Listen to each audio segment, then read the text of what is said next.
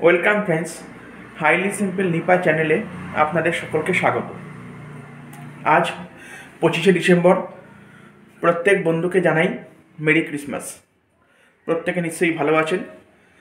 আজকে একটা নতুন ব্লগ নিয়ে আপনাদের সামনে আসছি। এটা একটা ট্যুর ব্লগ। আজ আমরা যাব গোপালপুর, উড়িষ্যা জেলার উড়িষ্যা রাজ্যের গঞ্জাম ডিস্ট্রিক্টের একটা সমুদ্র শহর হচ্ছে গোপালপুর। সেখানে আজকে আমরা বেরোবো।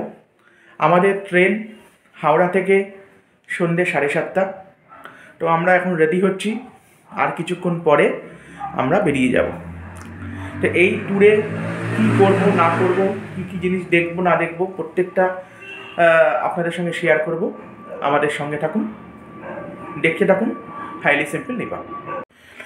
আরেকটা কথা আপনাদের সঙ্গে শেয়ার করা দরকার। আমি বললাম যে আমাদের ট্রেন সন্ধ্যে 7:30, কিন্তু এই ট্রেনটার অরিজিনাল টাইম হচ্ছে সকাল 10:50। ট্রেনটা হচ্ছে হাওড়া এসএনবিবি সুপারফাস্ট এক্সপ্রেস। তো এটা আজকে লেট করে সন্ধ্যে 7:30 ছাড়ছে, সেই জন্য আমরা এই সময় যাচ্ছি, না হলে আমাদের সকালে যাওয়ার কথা ছিল। তো আপনারা যখন যাবেন তখন অবশ্যই দেখবেন এই ট্রেনটা সকাল বেলায় ছাড়ে হাওড়া থেকে।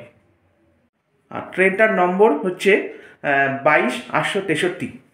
ট্রেনটা হাওড়া থেকে ছেড়ে যশবন্তপুর, বিশাখাপত্তনম হয়ে যশবন্তপুর স্টেশনে যায়। আর আমরা গোপালপুর যাওয়ার জন্য নামবো হচ্ছে ব্রহ্মপুর স্টেশন। ব্রহ্মপুর থেকে 14 কিলোমিটার দূরে হচ্ছে গোপালপুর বিচ, যেখানে আমরা যাচ্ছি।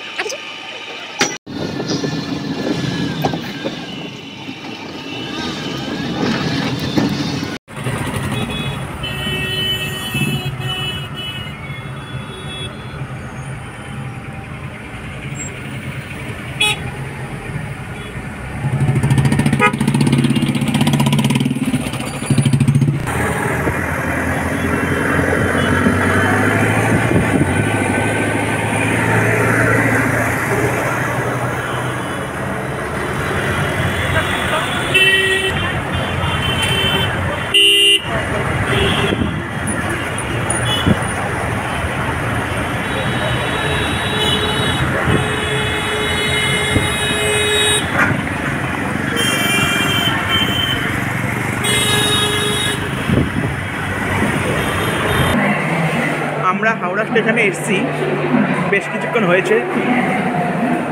আমাদের ট্রেনটা বোর্ডে দেওয়া আছে 22-863,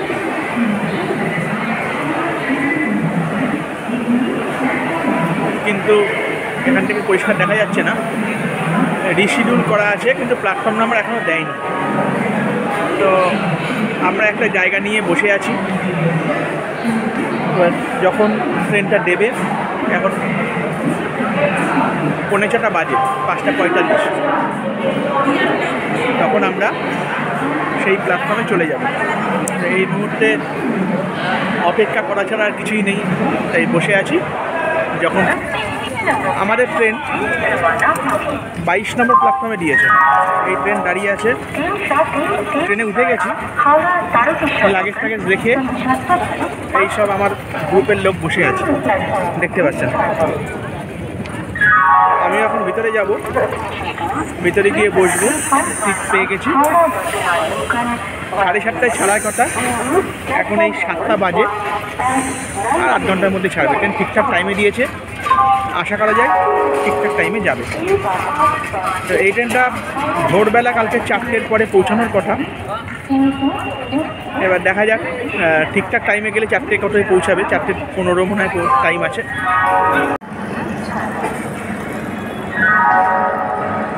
আমাদের ট্রেন হাওড়া থেকে ছাড়লো 7:30 থেকে ছাড়ার কথা ছিল, এখন বাজে 7:36। 6 মিনিট লেট করে ছাড়লো।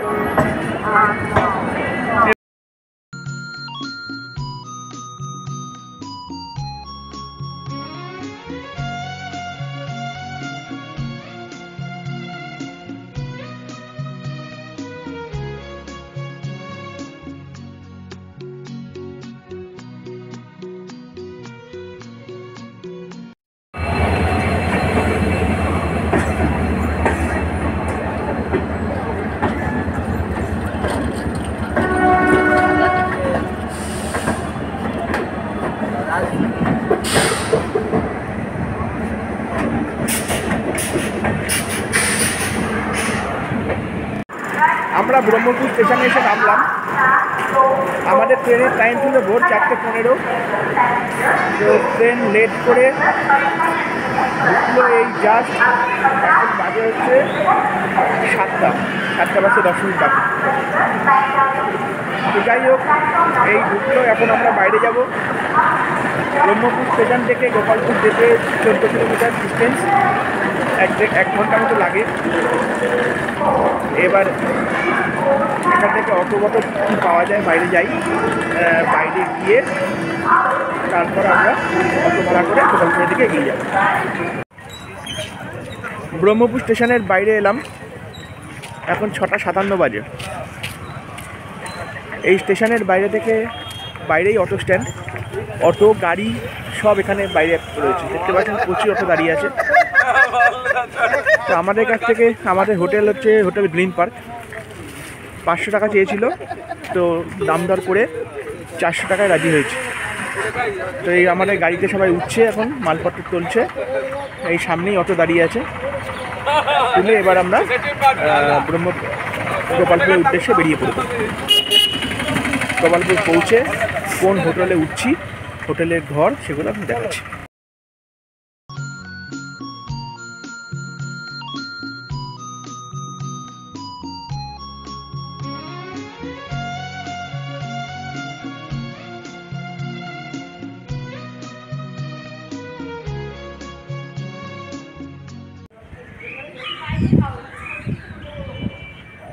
গোপালপুরের হোটেলে আমরা এসেছি। আমাদের এই হোটেলটার ঘর হচ্ছে 4 তলায়। আসলে এই মুহূর্তে নিচে কোনো রুম পাইনি, এটা একটা ডরমেটারি রুম। তো সেই রুমে আপাতত আমরা উঠেছি। তা হোটেলের লোক বলেছে যে 9টার পরে আমাদের একটা নিচে ঘর দেবে। তো দেখা যাক, তো যতক্ষণ না হয় ততক্ষণ এখানেই থাকতে হবে। এটা ছাদের ওপর ডরমেটারি। তবে খারাপও লাগছে না। দেখুন, এখান থেকে পুরো সমুদ্রের ভিউটা পাওয়া যাচ্ছে। জাস্ট 1 মিনিটেরও কম রাস্তা এখান থেকে সমুদ্র। এই নেমে এই রাস্তা বরাবর সামনে গেলেই সমুদ্র। তো আমরা একটু পরে এবার মুখ টুক ধুয়ে রেডি হয়ে এবার বেরোবো সমুদ্রে যাওয়ার জন্য। আমাদের হোটেল গ্রিন পার্ক। এই হোটেলটা 4 তলা। এর 1 তলাতে কোনো ঘর বুকিং হয় না, 2 তলা 3 তলাতে ঘর বুকিং হয়, আর 4 তলায় ডরমেটারি, সেটা দেখালাম। তো হোটেলটা খারাপ না, ভালোই হোটেল। আর এর সমুদ্র থেকে দূরত্ব খুবই কম, আর নতুন হোটেল, যার জন্য বেশ পরিষ্কার পরিচ্ছন্ন রয়েছে। আর ফোন নাম্বার দেওয়া আছে, দেখে নিন একটু স্পর্শ করে। হ্যাঁ, এই ফোন নাম্বার, আপনারা যদি আসতে চান এখানে ফোন করে কথা বলে বুক করে আসতে পারেন।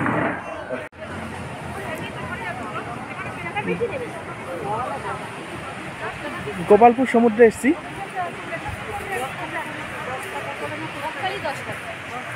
দেখতে পাচ্ছেন সমুদ্রের অবস্থা, পরিবেশ খুব সুন্দর পরিবেশ, ফাঁকা সমুদ্র এবং ওপরটা সুন্দর বসা জায়গা করা আছে। যাদের পায়ের সমস্যা তারা এখানটা বিকেলবেলায় আরামসে বসতে পারবেন। এবং নিচে আমরা এসেছি স্নান করতে। এখানে এসে ঢেউ দেখে স্নান না করে থাকা যাচ্ছে না। প্রথমে ভেবেছিলাম স্নান করবো না, বালি হয়ে যায়, খুব অস্বস্তিকর হয়, কিন্তু দেখে এতটাই ভালো লাগছে মনে হচ্ছে এক্ষুনি নেমে যাই। তাই লোক সামলাতে না পেরে স্নান করতে নেমেই গেলাম। আর আরেকটা খুব ভালো জিনিস হয়েছে আমাদের সাথে, সেটা হলো এই স্নান করতে করতে ঢেউয়ের সাথে হঠাৎ একটা প্রত্যেকে হলুদ রঙের একটা কাঁকড়া আসলো, খুব ছোট একটা কাঁকড়ার বাচ্চা। আপনাদের কাছে আমি এইটা ছবিও দেখালাম। খুব ছোট একটা কাঁকড়া পেয়েছি আমরা, পুরো জ্যান্ত অবস্থায় হাতে ধরে এই ফটোটা তুললাম। দেখুন, আশা করি আপনাদের ভালো লাগবে। সম্পূর্ণ অন্য রকম। এতদিন লাল কাঁকড়া দেখেছি, কালো কাঁকড়া দেখেছি, আমরা যেগুলো সাধারণত খেয়ে থাকি, কিন্তু হলুদ কাঁকড়া আমার কাছে এই প্রথম। এটা আমার কাছে নতুন, সুন্দর লাগলো। দুপুরে খাবার জন্য হোটেল বালাজিতে ঢুকেছি। ফিশ মিল অর্ডার করেছি, 100 টাকা প্রত্যেক মিল। ডিমের দাম এবং মাছের দাম একই। তো আমরা আজকে মাছ খাবো ঠিক করলাম। তো অর্ডার করে খাবারের জন্য সবাই বসে আছে, কখন খাবার আসবে। তা খাবারটা এলে দেখিয়ে দিচ্ছি যে খাবারটা কেমন। আজকে আমাদের মিলে আছে সাদা ভাত, ভাজা নিয়েছে এক্সট্রা, এর এক প্লেটের দাম হচ্ছে 40 টাকা। এই ভাজার মধ্যে আছে বাঁধাকপি, আলু, বিন, আর এই মিলের সাথে দিয়েছে আচার। এই যে একটা বাটি ভরে আচার দিয়েছে, যার যেমন লাগবে নিয়ে নেবে। একটা ভেজ একটা তরকারি দিয়েছে, সব মিক্স তরকারি, এটা সব কিছু রয়েছে, পটল, কাঁচকলা, বেগুন সব আছে। আর ডাল, ডালটা একটু পাতলা, সব মিক্স ডাল, এটা অনেক রকম ডাল মেশানো আছে। আর হচ্ছে মাছের ঝোল, যেহেতু ফিশ মিল দিয়েছি মাছের ঝোল, রুই মাছ আছে। পিসটা মোটামুটি ভালোই সাইজের দিয়েছে, এই যে এরকম সাইজের আছে। এই মিলের দাম হচ্ছে 100 টাকা। আর যারা ভেজ মিল খাবে, ভেজ মিলে মাছটা বাদে বাদ বাকি সব কিছু পাবে। যদি তারা ভাজা চায় তাহলে এক্সট্রা 40 টাকা দিতে হবে, আর ভাজা ছাড়া ভেজ মিল 80 টাকা। গোপালপুর সি বিচে সন্ধ্যে নেমে এসছে, চারিপাশটা বেশ অন্ধকার, মোহমোহ লাগছে। অল্প কিছু দোকান দেখুন, এই বাচ্চাদের খেলনাপাতির দোকান রয়েছে, আর কিছু ঝিনুকের দোকান। ওই জগন্নাথের মূর্তিগুলো কত দাম? ওই ওই এটা না, ওই পট পট ছবি, হ্যাঁ 40 ভুলে যাবে, 40 টাকা।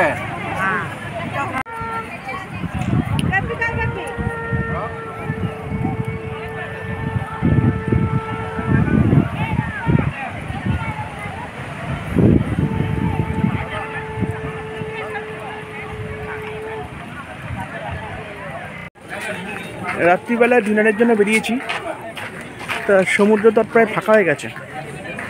তা বেশি বাজে না, এখন 8:20 বাজে। তো এবারে আমরা কিছু খাবার নিয়ে নেব নিজেদের জন্য, খেয়ে দিয়ে শুয়ে পড়ব। তো আজকের ব্লগটা এই পর্যন্তই থাকলো। কালকের ব্লগে আপনারা দেখতে পারবেন গোপালপুরে কী কী দেখার আছে, অর্থাৎ কী কী সাইট সিইং আমরা যাব, সেগুলো কালকে দেখতে পাবেন। তো আজ এইটুকুই, নমস্কার সকলকে।